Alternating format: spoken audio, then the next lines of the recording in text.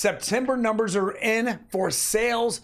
We're going to check that out. Did it help out for your equity, or is all the naysayers out there saying that we're going to crash? Did it only keep that narrative? Next.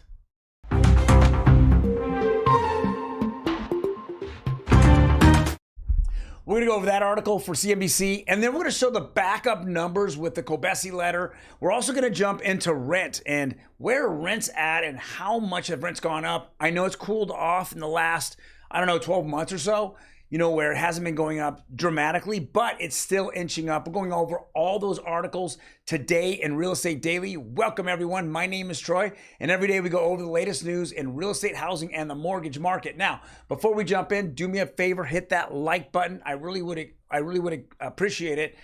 As well as we have a subscribe button. Boom. We would love for you to subscribe. I'm going to give you the best 5 minutes in real estate and housing on a daily or Monday through Friday basis.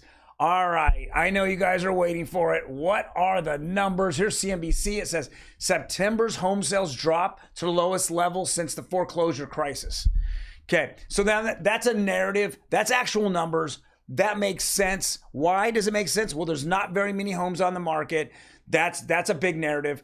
Also, there's nobody that wants to sell their home because they don't want to go from a 2-3% interest rate to an 8% interest rate. Makes zero sense. So that move up would have to be a move out of California or out of Oregon or Washington, all the crappy states that are not pro owning a home, and then move into states that are. And so with that also being said, let's go look at this, because when that narrative gets thrown out there about the market crashing, no one's buying homes, it is absolute narrative. So here it is. There are 1.13 million homes for sale at the end of September, down more than 8% from a year ago. So it even talks about it being less than last year when we were already at a critical level. Then it says, adding to a higher mortgage rates, the median home price sold in September was up 394,300, up 2.8% from a year over year. So imagine we're having 8% less homes, but we've gone up 3%. Guys, this is the narrative that doesn't make sense for a lot of people, because they're only reading what it is. And I always say the same thing. If you want a negative narrative, put out Diana Olick, my girlfriend. No, it's not.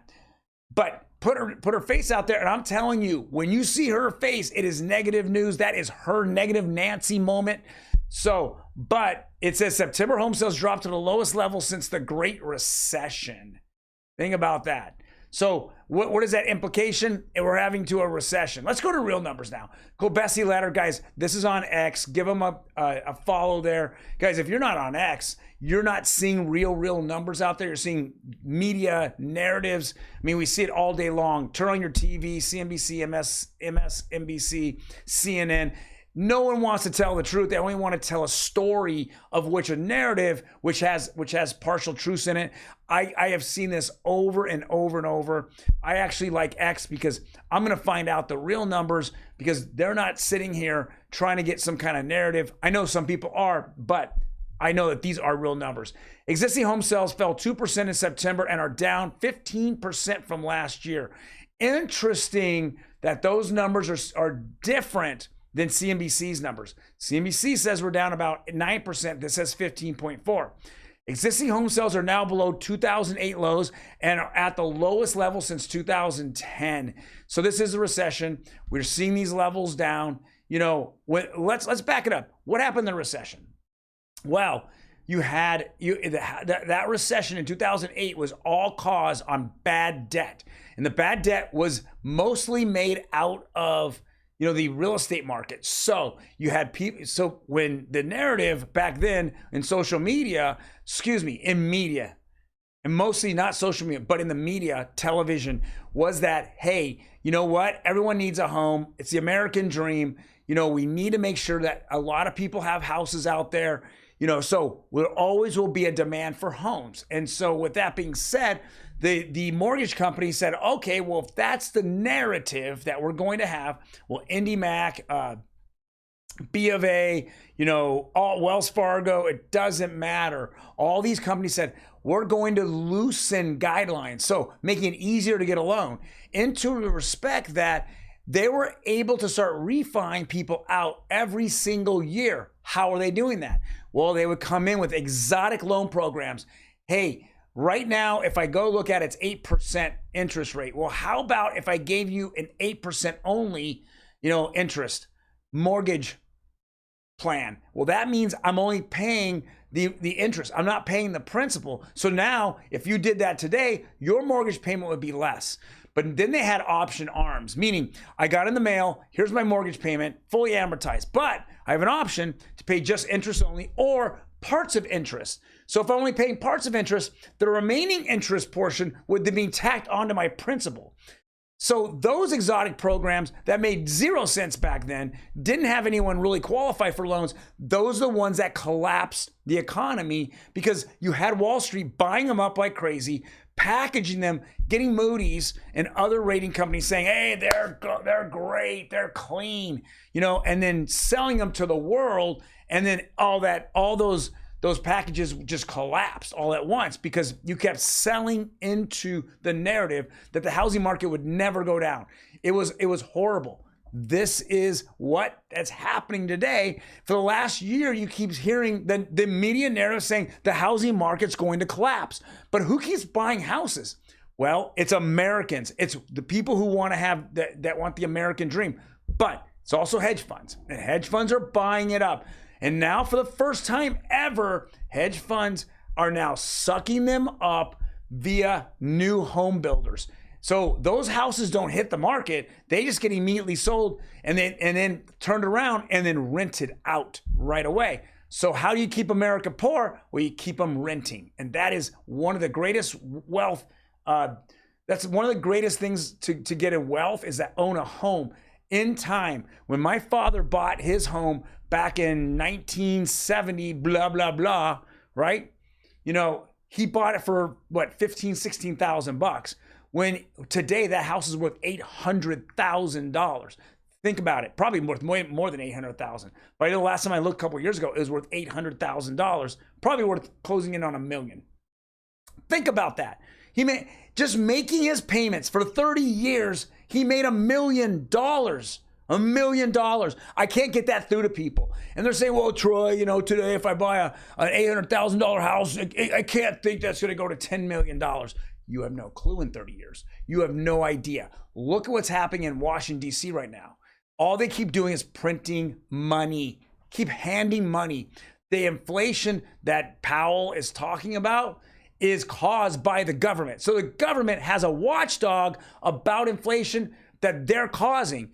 Every time we have more people come into this country, what are they doing? They're buying goods up. And when they buy goods up, that means they're causing inflation, right? They're looking for jobs, part-time jobs. Part-time jobs are like almost at all-time highs, right? So people have 2-3 jobs, and then all of a sudden now that the market shows that, hey, we're at full employment. Well, no, 3 jobs that one person has is counted as three separate people that are employed. It's not true whatsoever. They don't care. They want to use the numbers for their narrative. I keep saying it. That's why you say this is the 7th consecutive drop in existing home sales of the 19 of the last 20 months that have shown declines. You are talking about 20 months. 19 of them have shown declines in the amount of homes sold. And you still see that the prices are going up. What part of this don't you understand, CNBC? What part of this don't you understand when people are sitting around going, oh, well, the market, I'll tell you what I see. What I see out there is I see a slowing market.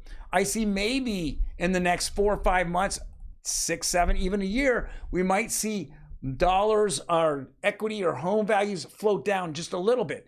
But in entry-level homes, you're not going to see it because everybody needs a home. And even on an entry-level home, you can absolutely find buyers for it. But on million, 1.2, 1.4, then you're seeing less people out there buying those homes because they don't want to take the risk. At an 8%, I might as well sit on the sidelines, might go ahead and get a few more dollars going on? Or just like the typical American out there, do I really want to spend, and this is kind of funny, why sell your house if your mortgage rate will triple? That is the headline of this whole video. Why sell your home if your mortgage rate will triple? It is stupid to even consider selling your home, right? If that's a point. Again, unless there's certain circumstances where I need the money, pull it out, I'm moving out of state, hasta la vista, California, you suck. Those are the reasons why. Other than that, you're gonna batten the hatch down, and I'm gonna stay right here until I see some movement where I can sell my house and not absolutely pay double or triple down the road because my mortgage rate went up so much. All right, jump into it. DS News here. Rent-burdened households reached their highest level in more than a decade. Now, like I said before, we saw in 2020 and up, after literally they unfroze, the rents, right? Or people had to start paying rent again. We saw rents just jump up dramatically. Why? Because the housing market jumped up way before then. So it was a slingshot effect. But what are we still seeing here? We're still seeing them inch up. Rents inch up, and that's why they're at the highest level in more than a decade, is that because there's just not enough housing, we're seeing the homeless population explode. We're not taking care of these things. All I know is shelter should be one of the most important things. Shelter and food should be important to the federal government, not funding WARSs all over the globe. Now, when Janet Yellen said this week, which was very, very embarrassing for anyone up there in Washington, D.C. to say, well, I can fund 2 wars this year and 3 wars next year.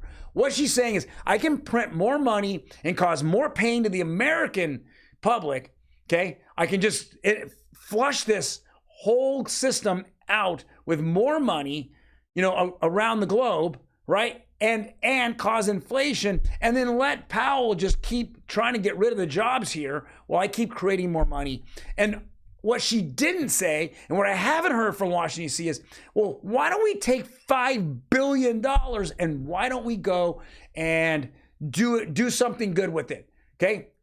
Build affordable housing, build housing complexes, in areas outside of downtown LA, okay, outside of downtown LA, where we could actually house the homeless and then make them, feel good about themselves, right?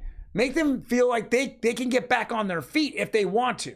Get them out of drugs. Get away from the drug environment that's sitting there in downtown LA. The mental problems that they have. Put a hospital out there.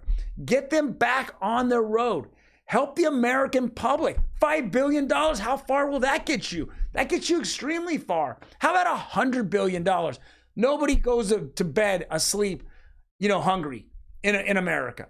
You could house everybody that's in homeless, whoever wants to be housed. Some people won't want to be housed. They want to do their own thing. But imagine that. That's what you can do. If you want to do something good, then do something good. Going out there and funding over and over WARSs across the world, that does not sound like something. I get it. Some of these countries need some defense. Yes, I understand it.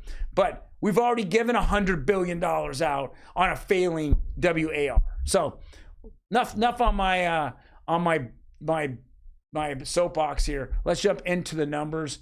And these numbers are not good, guys. They're not good. The bond market's exploding. These numbers are based off of the 10-year bond, and the 10-year bond almost touched 5%. Okay? It just keeps going up. Everybody, why? Again, why? Why is a 10-year bond everyone's going towards? 1 year, 2 year, 5 year, 10 year. The 30-year bond's at 5% already.